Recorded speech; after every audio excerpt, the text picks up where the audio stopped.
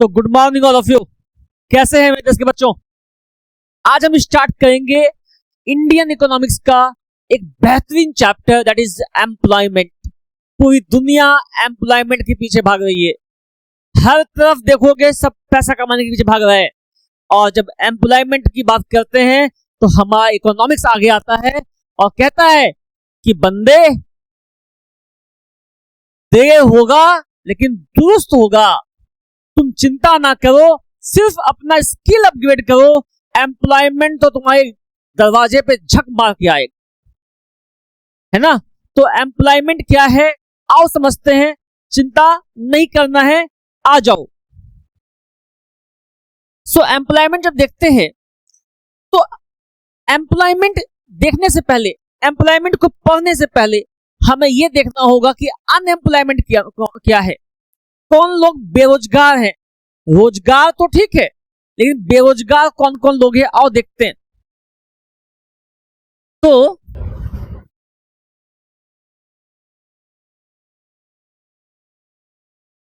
unemployment refers to a situation when people are willing to work at the existing wage rate and are able to work but are not getting work। मेरी बात समझना, बेरोजगार कौन है? मेरी बात समझना, the person who are willing to work, able to work at an existing wage rate of the market। याद रखना हमेशा, who is willing to work, able to work at the existing wage rate of the market but not getting the work is known as unemployment। ऐसा इंसान जो कि काम करने के इच्छुक है, काम करने के लायक भी है और उस दर पे जो दर बाजार का है लेकिन काम नहीं मिल रहा उसको, उसे हम बेरोजगार की श्रेणी में रखते हैं, अनएम्प्लॉयमेंट कहते हैं उसको। ठीक है, moving forward, it should be noted with emphasis that such people who are not willing to work at the existing wage rate are not considered as unemployed। क्या बोला गया? It should be noted that, है ना, that such people who are not willing to work at the existing wage rate, ऐसा इंसान जो existing wage rate पे काम करने के इच्छुक ही नहीं है, काम करने के इच्छुक ही नहीं हो तुम I am telling you, तुम काम करने के इच्छुक हो क्या? नहीं है सर, तो तुम बेरोजगार नहीं हो। तुम्हारे दोस्त क्या काम करने के इच्छुक हैं? काम चाहते हैं वो करना? नहीं चाहते हैं, तुम बेरोजगार नहीं हो। सिंपल समझो कि अगर जो इंसान काम करना चाहता है, काम करने के लायक भी है, अब कोई चाहता है हम सीए बन जाएं, सीए का काम करें, ये सीए का डिग्री नहीं है तो क्या लायक है? नहीं है, तो वो अपने आप को बेरोजगार नहीं कह सकता। अगर वो अपने आप को बेरोजगार तभी कहेगा अगर वो एक जनरल अकाउंटेंट बनके और एक बेसिक नॉलेज अकाउंटिंग का रखे और एक जनरल अकाउंटेंट बनके काम करे, फिर भी काम ना मिले उसको, तो उसको हम बेरोजगार कह सकते हैं। ठीक है, मूविंग फॉरवर्ड,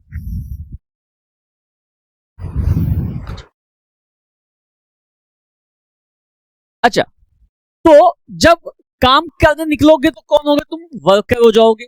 जब तुम काम करने के लिए निकल गए तो तुम कौन हो जाओगे? वर्कर हो जाओगे। वर्कर का मतलब सिर्फ और सिर्फ ये मत समझना कि फोर्थ ग्रेड नहीं, हमारे इकोनॉमिक्स में हर वो इंसान वर्कर है जो अपने मेहनत से कमाता है, जो खून पसीना से कमाता है। मेरे फील्ड पे रहने से हमको कमाई होगा तो हम वर्कर हैं। अगर हम फील्ड पे नहीं है फिर भी कमाई हो रहा है तो हम वर्कर नहीं है, फिर हम एंटरप्रेन्योर हो गए। लेकिन अगर मेरा एक्टिव इनकम है तो हम क्या है? वर्कर है जी। ठीक है, आओ समझते हैं क्या। A worker is an individual who is engaged in some production activity. ठीक है, अ वर्कर और an individual engaged in production activity contributes to GDP by rendering his service. तो अपना सर्विस प्रोवाइड करके क्या होता है? एक वर्कर क्या करता है? अपने आप को जीडीपी में कंट्रीब्यूट करता है।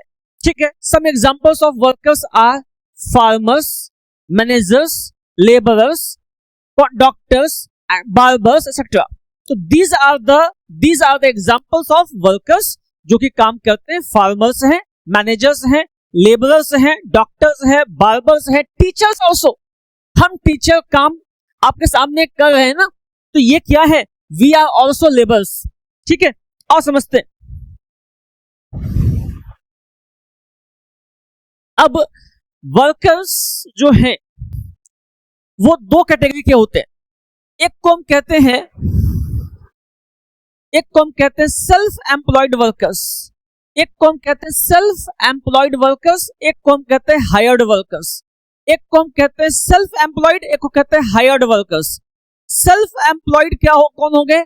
जो अपना रोजगार खुद से करते हैं, अपना एस्टैब्लिशमेंट करते हैं, अपना वो फील्ड पे है. डॉक्टर वो फील्ड पे है, अपना क्लिनिक खोले, वहां बैठे और देख रहे हैं लोगों को. He is self employed. ठीक है. या कोई शॉपकीपर वो बैठ के काम कर रहा है, ही इज सेल्फ एम्प्लॉयड. ठीक है. हायर्ड कौन हुआ? जो कि एक एम्प्लॉयर और एम्प्लॉय के रिलेशन में काम करता है. एम्प्लॉयर एम्प्लॉय रिलेशन में काम करता है and he is an employ. किसी के अंडर में काम करना इज हायर्ड वर्कर. ठीक है. तो हायर्ड वर्कर दो प्रकार के होते हैं. One is casual workers. एक कौन है? कैजुअल वर्कर है. और एक कौन है? Regular worker.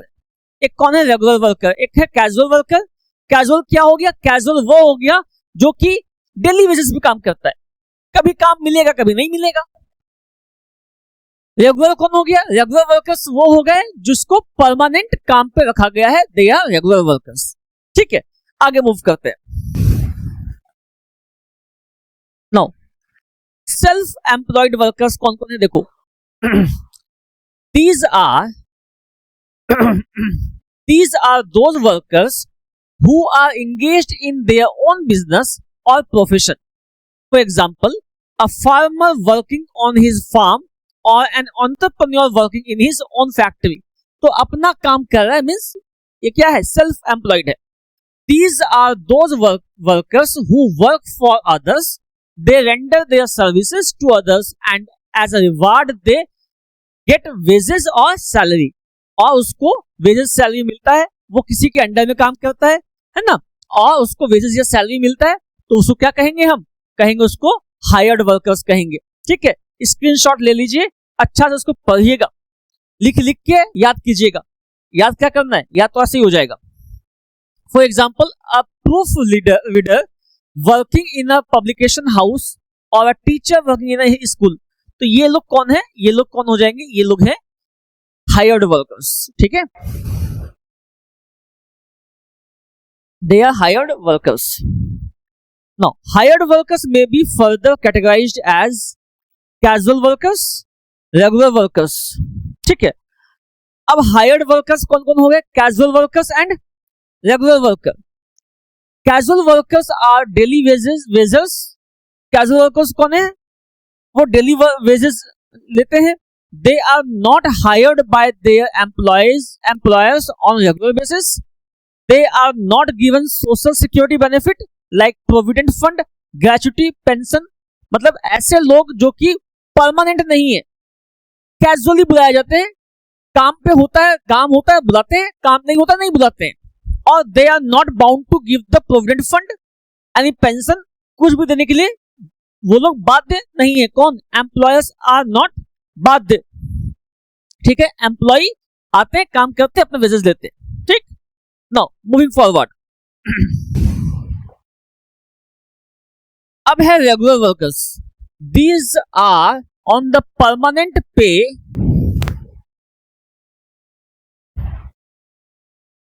These are on the permanent payroll of their employers. They are entitled to all social security benefit, including pension, gratuity, and provident fund. ठीक है. It is often found that casual workers are unskilled workers. Casual workers generally क्यों होते हैं? Unskilled होते हैं ना. दिवाली के समय में आते हैं आपके यहाँ, अपना घर साफ करने के लिए आते हैं. वो कौन है? कैजुअल वर्कर्स ही हैं. Like a worker working at a construction site. एक कंस्ट्रक्शन साइट पे काम करता है. A regular worker on the other hand is usually a skilled worker. Generally क्या है? रेगुलर वर्कर एक स्किल्ड वर्कर होता है, like an engineer working in a factory. एक इंजीनियर फैक्ट्री में काम कर रहा होता है, he is a skilled worker. बात समझ में आई तुमको? क्या देखो, अब क्या देखो, अब है labour supply, labour force and work force. What is labour supply, labour force and work force? मेरी बात समझना, लेबर फोर्स क्या है या लेबर सप्लाई पे देखते हैं। लेबर सप्लाई क्या है? तो labour supply refers to the amount of labor that the workers are willing to offer corresponding to a particular wage rate। मतलब एक वर्कर कितना लेबर प्रोवाइड करेगा अपनी तनख्वाह के अनुसार, अपनी तनख्वाह के अनुसार एक लेबर कितना वहां पे काम करेगा, that is what labour supply, है ना। तो क्या है? Labour supply refers to the amount of labour that the worker are willing to offer corresponding to a particular wage rate। You may be able to work 10 hours, you may be able to work 10 hours a day, but willing to work only for 6 hours a day at a particular wage। अब मान लो क्या हुआ, labour जो है 10 घंटा काम कर सकता है, लेकिन जो उसको वेज मिल रहा है उस वेज के अनुसार वो 6 घंटा ही काम करने के इच्छुक है। मतलब number of hours he want to give as a labour, ठीक है। तो वो क्या है? लेबर फोर्स कहलाता है, I mean sorry labour supply कहलाता है। Labour supply thus is measured in terms of man hours work, हाँ man hours work, it is always estimated in relation to wage rate। ये हमेशा वेज रेट के relation में इसको हम देखते हैं, मेजर करते हैं कि वेज रेट में हम इसको मेजर करते हैं, हम इसको मेजर करते हैं कि ये जो लेबर है वो कितना घंटा काम करेगा जितना हम उसको वेज दे रहे हैं। हमेशा वेज रेट पे ये फोकस करता है, ठीक है। आगे मूव करते हैं हम लोग। No work force, sorry labour force. अब क्या है लेबर फोर्स? अब क्या है देखो, लेबर फोर्स क्या है? लेबर फोर्स देखो, लेबर फोर्स क्या है? Labour force refers to the number of workers working और विलिंग टू वर्क, है ना। Labour force refers to the number of workers working और willing to work, it is not related to the wage rate. ये wage rate नहीं होता है। मतलब क्या हुआ? Number of workers willing to work means क्या है? लेबर फोर्स क्या कहलाया? Labour force refers to the number of workers working और विलिंग टू वर्क, यानी कि एक्चुअल में क्या है? एक्चुअल में कितने लेबर काम कर रहे हैं प्लस विलिंगनेस कितना है, एक्चुअल में कितना लोग काम कर रहा है और विलिंग कितना है। नंबर ऑफ वर्कर्स जो विलिंग है और एक्चुअल में काम कर रहे हैं, दोनों को अगर हम ऐड कर देंगे तो क्या आ जाएगा? लेबर फोर्स आ जाएगा जी। क्या आ जाएगा? लेबर फोर्स आ जाएगा। लेबर सप्लाई क्या था कि लेबर कितना घंटा काम करने के इच्छुक है जितना उसको पैसा मिल रहा है, ठीक है। आगे मूव करते हैं। Differences between labour supply and labour force. Difference between labour supply and labour force क्या है देखो, it refers to the supply of labour corresponding to different wage rate। Supply of labor is measured in terms of man days of work and is always related to wage rate। ये हमेशा wage rate पे fix होता है क्या? Labour supply. और labour force क्या है? It refers to the number of person working और willing to work, it is not related to the wage rate. ये जो है वेज रेट पे फोकस नहीं करता है। इसका मतलब ये हुआ कितना आदमी काम कर रहा है वर्किंग और कितना काम करना चाहता है। मींस इसका मतलब क्या हुआ? जो लोग एम्प्लॉयड हैं, जो लोग अनएम्प्लॉयड हैं, दोनों को ऐड कर दो तो आ जाएगा क्या? आ जाएगा लेबर फोर्स। और जब हम बात करते हैं कितना लोग काम करने के इच्छुक है, कितना घंटा जो हम वेज दे रहे हैं, कितना घंटा काम करने के इच्छुक है, उसको हम कहेंगे क्या? लेबर सप्लाई कहेंगे उसे हम कहेंगे लेबर सप्लाई कहेंगे उसको, ठीक है। आगे मूव करते हैं। नाउ अब क्या है देखो, supply of labour can increase और decrease even when the number of workers remain constant, ठीक है। Supply of labour can increase और decrease even when the number of workers remain constant. आपका आवर्स बढ़ सकता है, घट सकता है, आप जो वेजेस दे रहे हैं उसके ऊपर, है ना। उतना ही लेबर है, लेबर का संख्या उतना ही है, बट क्या है कि आप अगर पैसा बेसी देंगे तो क्या होगा, आवर्स बढ़ जाएगा वरना कम हो जाएगा, है ना। लेकिन यहाँ पे क्या है, because it is measured in terms of number of person, हाँ, the size of the labour force increase और decrease only when the number of person working और विलिंग टू वर्क इंक्रीज और डिक्रीजेस, ठीक है। नाउ वन, इसमें क्या देखो, one person refers to 8 hours of work, एक आदमी 8 घंटा काम करना मांगता है, मतलब करता है, ठीक है। आगे चलते हैं, वर्कफोर्स, वर्कफोर्स क्या देखो, workforce refers to the number of person actually working and does not account for those who are willing to work, मतलब यहां पे सिर्फ एम्प्लॉयड आएंगे, मेरी बात समझना, एम्प्लॉयड आएंगे। एक मिनट,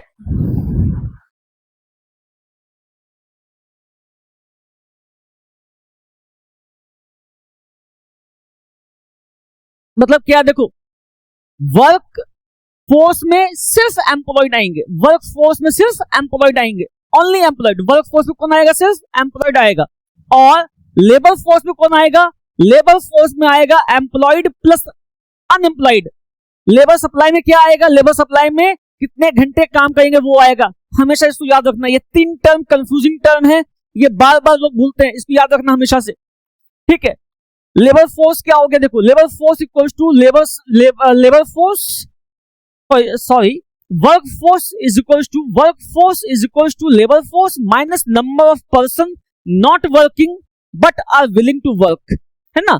वर्क फोर्स क्या है, वर्क फोर्स क्या है, labour force minus number of person not working but are willing to work, this brings up the estimation of unemployment, हाँ, as under number of person unemployed equals to labor force minus workforce, labor force minus workforce।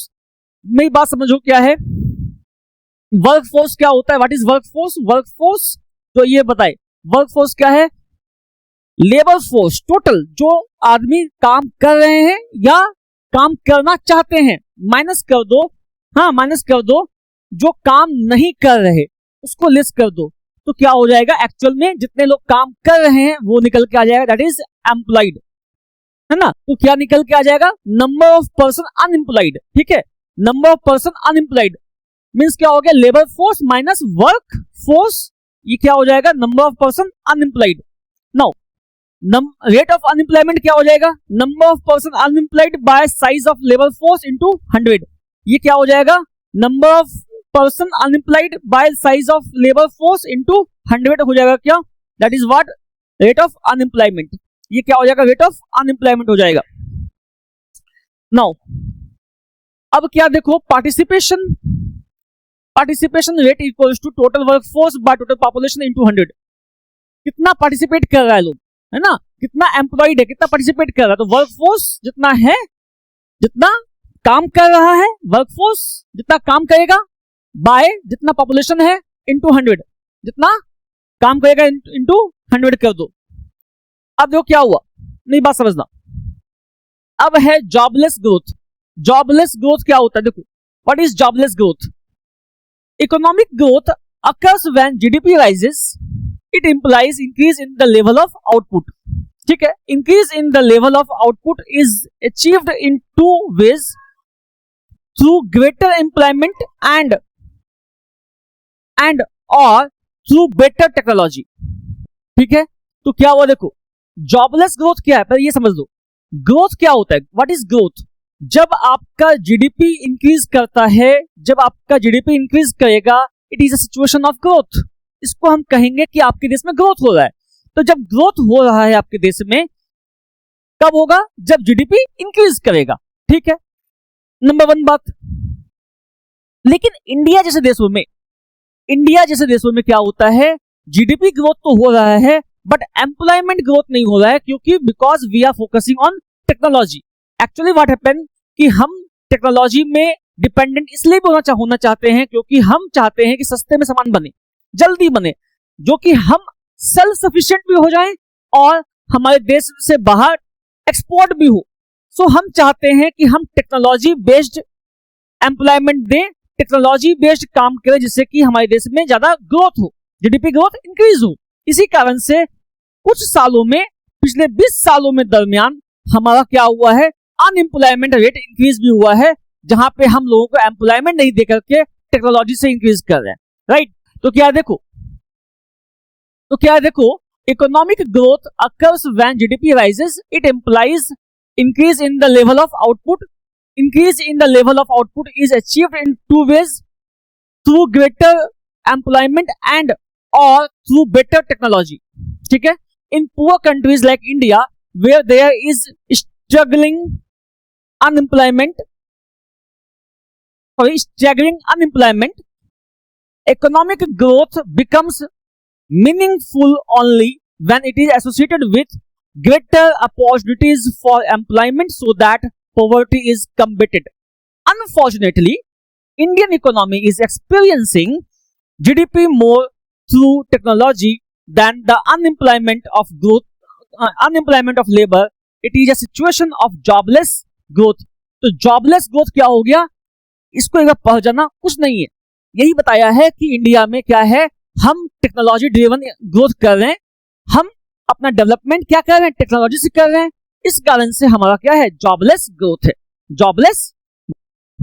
So the next topic is why are we relying more on technology and less on employment.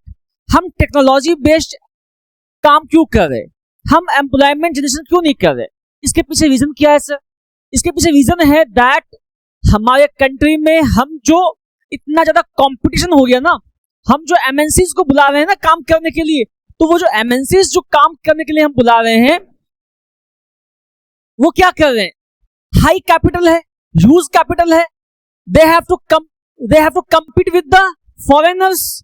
तो क्या कर रहे हैं वो लोग technology based काम कर रहे हैं जिससे कि एम्प्लॉयमेंट, जो फिजिकल एम्प्लॉयमेंट है वो कम हो जाए और टेक्नोलॉजी बेस्ड काम ज्यादा हो जाए, प्रोडक्शन ज्यादा हो जाए। टेक्नोलॉजी बेस्ड प्रोडक्शन होगा, फास्ट होगा, अच्छा होगा, स्मार्ट होगा, इसीलिए हम शिफ्ट कर रहे हैं टेक्नोलॉजी बेस्ड में। नाउ क्या लिखा हुआ देखो, our growth process is being increasingly hijacked by MNCs. These companies specialize in achieving high growth through efficient technology rather than through greater use of manpower. The obvious result is that growth is moving faster than the opportunities for the employment. By and large, it is a jobless growth. तो ये क्या है, jobless growth का एक feature है। Feature क्यों है? क्योंकि jobless growth से क्यों होता है jobless growth? इसीलिए तो होता है कि हम क्या करते हैं, टेक्नोलॉजी बेस्ड प्रोडक्शन कर रहे हैं, इसलिए हो रहा है ना। चलिए आगे मूव करते हैं। इज कैजुअलाइजेशन, और समझते हैं क्या होता है। कैजुअलाइजेशन क्या होता है कि जब आपको परमानेंट जॉब नहीं मिलता, जब कैजुअल वर्कर्स की तरह आपको बुलाते हैं, काम होता है तो आपको देते हैं काम, उसके बदले में पैसा पे करते हैं और आपको विदा करते हैं। तो ये जो सिस्टम है इसको बोलते हैं कैजुअलाइजेशन। तो आजकल हमारे देश में कैजुअलाइजेशन का कल्चर चला हुआ है, क्योंकि कैजुअलाइजेशन का कल्चर इसलिए चला हुआ है हमारे देश में क्योंकि कोई भी कंपनी कोविड के बाद प्रॉफिटेबल हो नहीं पाई ठीक से, एक one thing. Second thing is क्या है, इकोनॉमिक डिस्टर्बेंस है। क्यों? जो जियोपॉलिटिकल रीजंस के कारण वहां पे दिक्कतें आ रही हैं। इसीलिए अब कैजुअलाइजेशन का दौर चल गया है इंडिया में। ठीक है, देखो क्या है, casualisation of the workforce refers to a situation when the percentage of casually hired workers in the total workforce tends to rise over time. ठीक है, our workforce is suffering an increased incidence of casualization. It happens because of the following reason. क्या है, the bulk of self-employed workers is found in rural areas. ठीक है, तो चूंकि क्या हुआ, मैक्सिमम वर्कर्स जो कोविड में गांव आए तो गांव में रह गए, वहां पे गए नहीं, कंपनी का स्ट्रक्चर छोटा हो गया इन केस, अभी जो है वो लोग गांव पे आ गए, और उधर क्या हुआ, कंपनी जो थी उनका स्ट्रक्चर छोटा हो गया है। अब वो चाहते हैं क्या कि हमारे यहाँ जो वर्कर्स काम करे वो परमानेंट बेसिस पे काम ना करे। क्यों? क्योंकि उसके लिए उसको परमानेंट सैलरी देना होगा, पीएफ, ईएसआई, इंश्योरेंस देना होगा। तो वो लोग चाहते हैं क्या कि हम कैजुअली वर्कर्स को रखें, वो काम करेगा और उसको हम हटा दें, जब भी काम नहीं होगा उसको हम निकाल देंगे।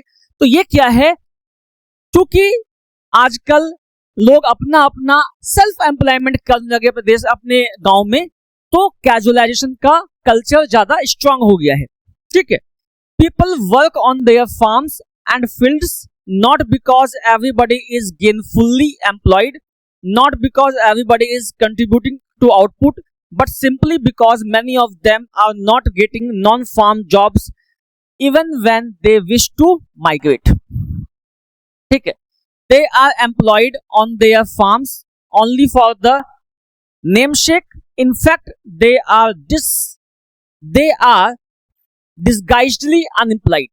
क्या बोलते हैं, देखो क्या होता है ना, they are employed on their farms only for the namesake. In fact, they are disguisedly unemployed. तो क्या होता है, अब खेती बाड़ी में जो लोग काम कर रहे थे, अब किसी के घर में 10 लोग हैं, अब 10 लोग काम कर रहे हैं तो अब क्या हुआ, 2 लोग चले गए शहर की तरफ, प्लम्बिंग का काम सीख लिए, इलेक्ट्रिशियन का काम सीख लिए, वो लोग जाके अब ठीक कर रहे हैं, घर घर जाकर के वो ठीक करते हैं। तो ये क्या है, कैजुअलाइजेशन का काम है। हम जो है लोगों को बुलाते हैं, एसी को ठीक कराते हैं, उसको देते हैं पैसा, वो ठीक है। तो ये क्या है, एक तरह का कैजुअलाइजेशन का काम हो गया, कैजुअलाइजेशन हो गया। ठीक है, know taking a chance for opportunities, these marginal workers tend to migrate to urban areas and more often than not they get unemployment only as casual workers or as daily workers. This is the story of unskilled workers leading to casualization of unemployment. मैंने पहले ही कहा तुमको, maximum जो casualisation है वो कहाँ होता है, अनस्किल्ड फील्ड में होता है। जो लोग अनस्किल्ड है वहां पे ज्यादा कैजुअलाइजेशन का कल्चर चलता है। जहां पे अनस्किल्ड वर्कर्स हैं वहां पे कैजुअलाइजेशन का कल्चर चलता है। ठीक है, आगे मूव करते हैं। अब है इनफॉर्मलाइजेशन। What is informalisation? देखो, जो ऑर्गेनाइजेशन है ना, ऑर्गेनाइजेशन 2 प्रकार की होती है। ऑर्गेनाइजेशन जो है वो 2 प्रकार की होती हैं। एक को बोलते हैं क्या, फॉर्मल, एक को बोलते हैं फॉर्मल ऑर्गेनाइजेशन, एक को बोलते हैं informal organisation. Informal organisation, informal organisation. अब क्या है, देखो फॉर्मल ऑर्गेनाइजेशन क्या है और इनफॉर्मल ऑर्गेनाइजेशन क्या है, मेरी बात समझना। इनफॉर्मल ऑर्गेनाइजेशन और फॉर्मल में क्या अंतर है? फॉर्मल ऑर्गेनाइजेशन में क्या होता है, सारे गवर्नमेंट कंपनीज या सारे गवर्नमेंट डिपार्टमेंट आ जाते हैं। जितना भी सरकारी काम है ना, सब का सब फॉर्मल ऑर्गेनाइजेशन में आ जाएगा। चाहे उसके यहाँ एक ही एम्प्लॉय काम करता हो, उससे कोई मतलब नहीं है। वो सब कुछ कहाँ आ जाएंगे, फॉर्मल में आ जाएंगे। अच्छा, पहली बात। दूसरी बात क्या है, ऐसा ऑर्गेनाइजेशन जहां पे परमानेंट एम्प्लॉय 10 या उससे ज्यादा हो, 10 या उससे ज्यादा एम्प्लॉय होंगे, उसको हम फॉर्मल ऑर्गेनाइजेशन कहेंगे। ठीक है, अच्छा, इसके अलावा जो भी होंगे वो सब क्या है, इनफॉर्मल ऑर्गेनाइजेशन है। आपके यहाँ फुचका वाला होगा, चाट वाला है, आपके यहाँ छोटी मोटी कंपनीज हैं, कोचिंग सेंटर्स हैं, ये सब इनफॉर्मल है क्योंकि वहां पे 10 या उससे ज्यादा एम्प्लॉइज वहां काम नहीं करते परमानेंटली, कैजुअली नहीं, परमानेंटली काम नहीं करते। तो इसको कहते हैं क्या, इसको हम कहते हैं इनफॉर्मल ऑर्गेनाइजेशन। आओ समझते हैं क्या होता है। तो एम्प्लॉयमेंट में ब्रॉडली भी classified as formal sector employment और इनफॉर्मल सेक्टर एम्प्लॉयमेंट। देखो अब फॉर्मल क्या है, देखो फॉर्मल क्या, it refers to organised sector of economy. It includes all government department, मैंने कहा ना तुमको, all government department, public enterprises, ठीक है, and private establishment which hire 10 और मोर वर्कर्स, जो कि 10 या 10 से अधिक वर्कर्स को हायर करते हैं। ऐसे पब्लिक एंटरप्राइजेस, बाकी गवर्नमेंट एंटरप्राइजेस मिलकर के क्या होता है, उनको हम कहते हैं फॉर्मल सेक्टर एम्प्लॉयमेंट कहते हैं। ठीक है, और जो वहां काम करते हैं उनको बोलते हैं फॉर्मल वर्कर्स बोलते हैं। इनफॉर्मल सेक्टर में क्या है देखो, it refers to unorganised sector of the economy, it includes all such private enterprises which hire less than 10 workers. 10 से कम लोग वहां काम करते हैं, उसको हम कहते हैं informal employment, informal sector beside farming and self employment venture. those working in the unorganized sector are called informal workers। उसको हम कहते हैं इनफॉर्मल वर्कर्स कहते हैं, जो कि अनऑर्गेनाइज सेक्टर में काम करते हैं। ठीक है, आगे मूव करते हैं कि फॉर्मल वर्कर्स और इनफॉर्मल वर्कर्स में क्या अंतर है ना। फॉर्मल वर्कर्स जो फॉर्मली काम करते हैं जहां पे गवर्नमेंट सेक्टर में या फिर ऐसा प्राइवेट सेक्टर जहां पे 10 या उससे ज्यादा एम्प्लॉय वहां पे काम करते हो परमानेंटली, उसको हम कहते हैं फॉर्मल सेक्टर। वहां जो काम करने वाले लोग हैं उसको हम कहते हैं फॉर्मल एम्प्लॉय काम बोलते हैं। तो worker in organised sector of the economy, ठीक है, they are entitled to social security benefits like provident fund, gratuity, pension. मैंने कहा तुमको कि ऐसा सेक्टर जहां पे फॉर्मली लोग काम करते हैं उनको हर एक वो सुविधा मिलती है, जैसे for example provident fund, gratuity, pension etcetera, ये सब मिलता है। ठीक है, कैन फॉर्म ट्रेड यूनियन, वो लोग अपना ट्रेड यूनियन फॉर्म कर सकते हैं, है ना। वो लोग क्या कर सकते हैं, ट्रेड यूनियन फॉर्म करते हैं, वहां पे जितने एम्प्लॉय हैं अपना ट्रेड यूनियन फॉर्म कर लिया। ठीक है, are protected by the various labour laws against the uncertainties in the market. अपना क्या कर सकते हैं, हाँ वो क्या करते हैं, अपना लेबर लॉ जो है, उनका जो लेबर लॉ बना हुआ है वहां पे जो बना हुआ है उसके एंगेंस्ट कोई एक्ट होता है उनके साथ, उनके साथ कुछ ऐसा धोखा होता है कंपनीज के द्वारा, या कोई ऐसी बात होती है, सैलरी कम मिलता है, तो वहां पे वो जाके लड़ सकते हैं, अपनी बात को रख सकते हैं, लेबर लॉ में जाके बात कंप्लेन कर सकते हैं। तो ये सब क्या है, फॉर्मल सेक्टर के लिए बात है। इनफॉर्मल में क्या है, work in unorganised sector of the economy. Unorganised sector में जो काम होता है वो क्या कहलाते हैं, इनफॉर्मल कहलाते हैं। ठीक है, are not entitled to social security benefit, वो सोशल सिक्योरिटी बेनिफिट नहीं पा सकते या नहीं पाते हैं, है ना। Can not form trade union, वो लोग ट्रेड यूनियन नहीं बनाएंगे, क्यों, इनफॉर्मल है, सरकार की नजर में है नहीं वो लोग। ठीक है, now remain unprotected by labour laws and are therefore highly vulnerable to uncertainties of the market. और मार्केट के हिसाब से मार्केट अप होगा, डाउन होगा, निकाला जाएगा, उठाना जाएगा, जो भी होगा उनको रिस्क से भरा हुआ माहौल मिलता है। कब उनको जॉब से निकाल दिया जाएगा, जॉब सिक्योरिटी है नहीं, क्या होगा फ्यूचर में कुछ पता नहीं। तो इनफॉर्मल सेक्टर ऐसे सेक्टर होते हैं जहां पे कोई भी गवर्नमेंट का लॉ काम नहीं करता है। ठीक है, informalisation of the workforce is defined as a situation where the percentage of the workforce in the formal sector tends to decline and that in the informal sector tends to rise. Market economy and informalization of workers perhaps are strongly correlated to each other. ठीक है, तो क्या कहा गया कि market के जो economy होगी वो इनफॉर्मल सेक्टर से दोनों क्या है, एक दूसरे से रिलेटेड है। क्यों, आपकी इकोनॉमी अच्छी होगी तो आपके देश में फॉर्मल सेक्टर ग्रो करेगा, आपके देश में इनफॉर्मल सेक्टर ग्रो नहीं करेगा, मतलब करेगा इन द सेंस ज्यादा फॉर्मल सेक्टर ग्रो करेगा।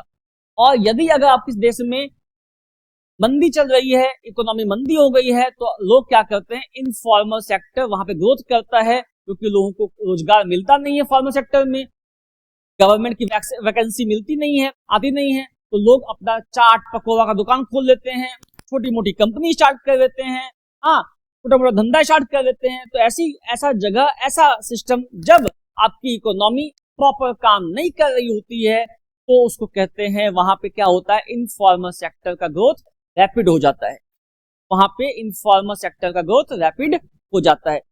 तो thank you all of you, ये फर्स्ट पार्ट था। सेकंड पार्ट में हम लोग इसको खत्म करेंगे। आप इसको स्क्रीनशॉट लेके अच्छा से लिखिए और पढ़िए। कोई दिक्कत हो, यू हैव द नंबर, आप नंबर पे कॉल कीजिए, जो भी आपको पूछना है पूछिए, वी आर विथ यू, और अच्छा से एग्जाम देना है। ठीक है, thank you all of you.